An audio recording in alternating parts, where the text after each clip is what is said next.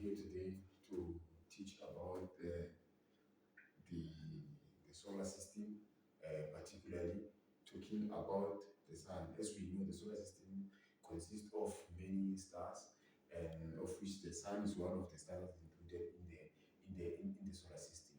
But today, under the solar system, we'll be talking about the sun. So here, and now introduction to this topic that here we'll be talking about anything in relation to the sun that falls under the solar system here. Particularly today that we have some keywords here, that we have a sun, we have a sun, and then so which is a keyword, and we have a nuclear reaction of which is a seven keywords. So each and everything here will be revolving around the fact that we're talking about a sun and a nuclear reaction. So the first thing that are the keywords that need to be mastered by the grade 8 learner. Here, the definition of a sun, of which is one of the keywords, because here, surely we are talking about a sun. So a learner needs to know a definition of a sun. So a definition of a sun is a medium-sized star, which is the center of a solar system. Inside those solar systems, then we know that the sun is that star that is being placed in the center of a solar system, facing the Earth. And then we have a nuclear reaction.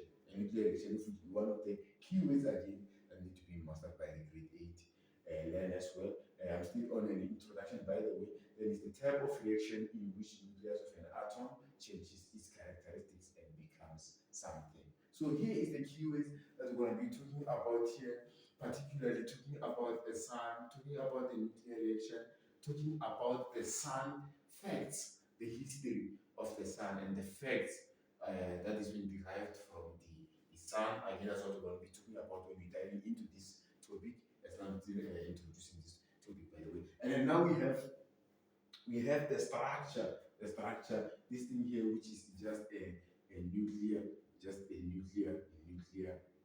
reaction.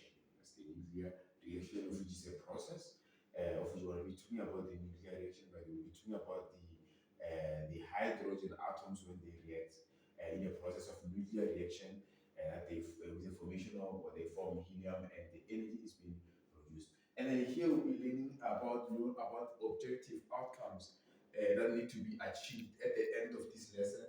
That is the objectives, what a learner needs to know at the end of this topic. Here we'll be talking about the sun, the nuclear reaction, the sun facts, the nuclear reaction process, as well as the learning objectives here, which are introduction at first and the sun. Now here, the first thing here we'll be talking about the objective outcomes.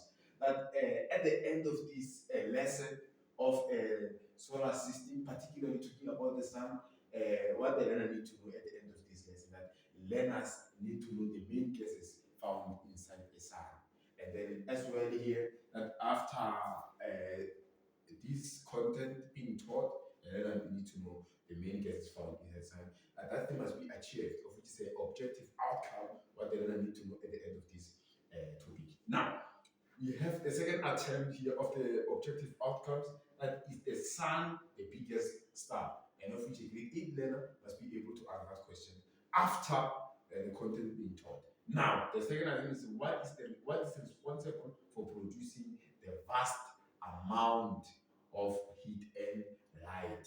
That's what a learner need to know. Now, what is responsible for producing the vast amount of heat and light? Remember, here we are talking about the sun, particularly, that is falling under the solar system.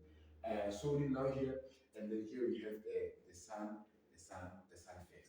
That's what needs to be achieved at the end of this lesson. Now, and then here we're talking about the sun. Particularly, learners need to understand, have the history of the sun, and anything related to the sun that can help them even to make sure that these objective outcomes they are achieved as well.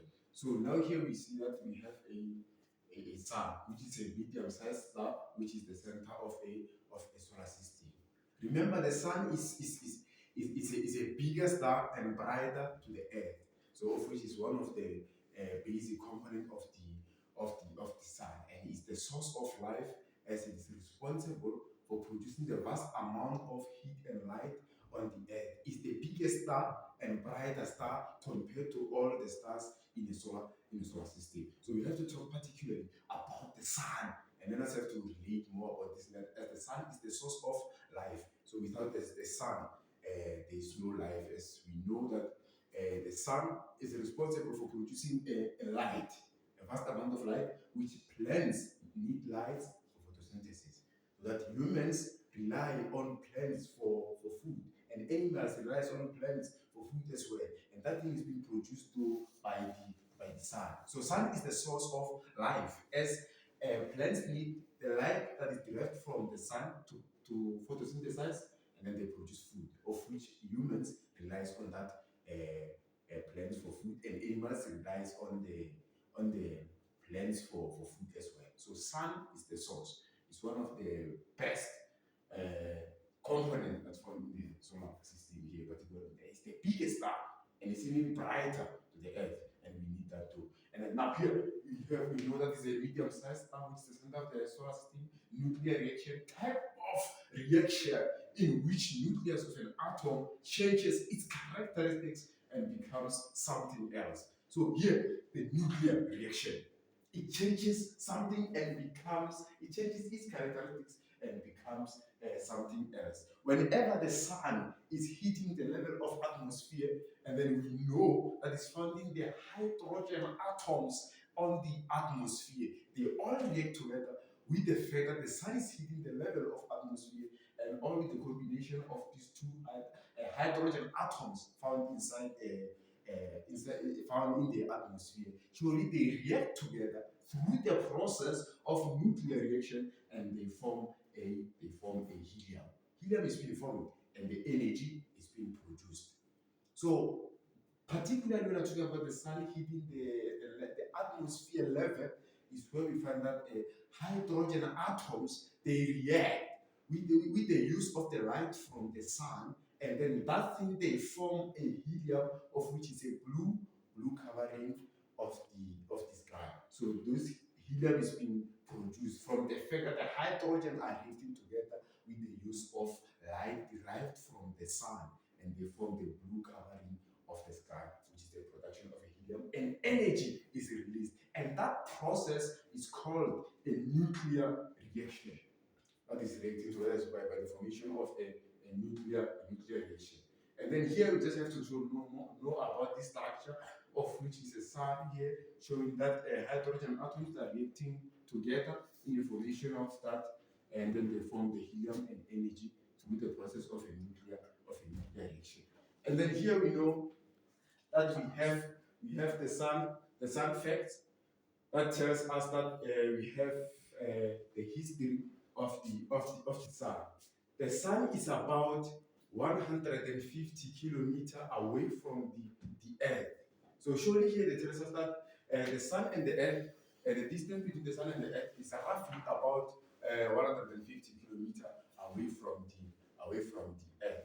And then if you walk or you travel around 80 kilometers per hour, and then it can take you 214 years to get there. So that is one of the history of the sun facts, that you know that in relation to the earth, and then surely take about 150 kilometers from the sun to the earth, and then you can travel about 80 kilometers per hour. Surely can take 214 years to get there. That is the history of the sun facts here, according to the prescribed textbook of natural science, grade 8. And then here we have the temperature of the sun, ranges from about 15.5 million degrees Celsius at its center to roughly about 5,500 from its surface. That is the temperature being produced from the sun. At roughly about 15.5 million degrees Celsius from its center to roughly about 5,500 degrees onto the surface. So now here we have the second attempt of the sun fact as a history, and then we have the sun has been burning for 4.6 billion years, and it's gonna also it's calculated to keep burning for the next 5 billion years. And then though the sun is about 333,000 30,000 times heavier than the Earth. That star of the sun is 333,000 times heavier than that of that Earth. And then here we know that we've been talking about the history of the sun in relation to the Earth, as we're talking about the sun here under the solar system. So now we're coming here for the conclusion of this topic here. We're talking about the sun, and then here we want to check if the objective outcomes have been achieved at the end of this lesson. So we know at the end of this lesson, learners need to know the main gases found in the sun. So we're talking about the gases that when hydrogens reacting together through the process of nuclear reaction, they form the helium, which is blue covering of the sky, as well as the energy. So learners need to be able to know these gases here that they're talking about here through the process of nuclear reaction. That is the main gases that they're talking about here from the sun. And then, so this kind of this at the end of this letter, that's what learners need to know, the main gases that we've been talking about. And then, is the sun the biggest star? That is the learning objective outcomes that need to be achieved at the end of this lesson, that the learner must be able to answer this question, that is the sun the biggest star? And then according to the information that we have read and prescribed this from grade 8, they told us that the sun is the biggest star and brighter star compared to all stars found in the solar system. And then which shows that this question is being achieved. And then now, what is responsible for producing a vast amount of heat and light? So now we know here what is responsible for producing the vast amount of heat and light is the sun, of which the sun is responsible for producing a heat and then the light to the earth, and then of which is one of the source in the star that is producing a light to the earth. As you see, the light and the energy that is being released through the formation of a nuclear reaction is because of the sun. And then here is the question that the learners need to know at the end of this lesson, or what is responsible for producing a vast amount of heat and light, of which is the sun. And then here now we come in here in the history of sun facts. That here is as a history of the sun facts, which can be displayed through many teaching strategies. So we know roughly about, it tells us that the sun is about 150 kilometers away from the earth. So showing that for the survival of humans and the animals, for that the light that is being produced from the sun. So that imagine if that sun was based maybe closer to us, maybe definitely we were going to die, humans were going to die, and animals were going to die, plants were just going to die completely. So now it's 150 kilometers away from the earth for the survival of humans and survival of plants, as well as a lot of things happening here, that thing is going to keep burning, so that doesn't affect us. So that 150 kilometers away for the survival of humans and plants and animals, so that the light that is being produced towards the earth is reasonable, so that a human skin can accommodate, the animal skin can accommodate, as well as the plants can accommodate that light that is coming from the water. That's why it's situated 150 kilometers away from the earth. And then it is far away from the earth, as you show it. Even if you travel 80 kilometers per hour, you can still take 214 years to get there if you're traveling 80 kilometers per hour. The way that that sun is located far away from humans. And then now here we're coming again. The temperature of the sun ranges about 15.5 million degrees Celsius. 15 million degrees Celsius from its core center of the sun. Roughly about 15.5 million degrees Celsius of temperature being produced, and then to 5,500 degrees from its surface is still responsible for the survival of humans, animals, and plants as well. So now we know that here definitely we know that here that temperature it is also responsible that won't be harmful for plants, animals, and humans as well.